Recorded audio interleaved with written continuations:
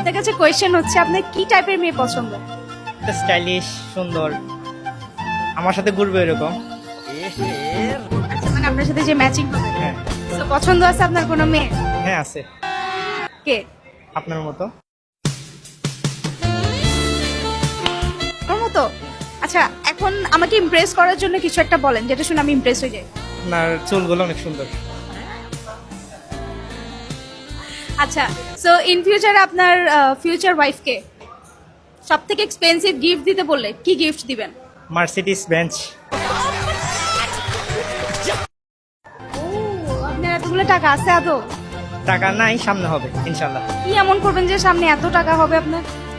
DMC target আছে, Dhaka medical college. আপনি কি মেডিকেল স্টুডেন্ট?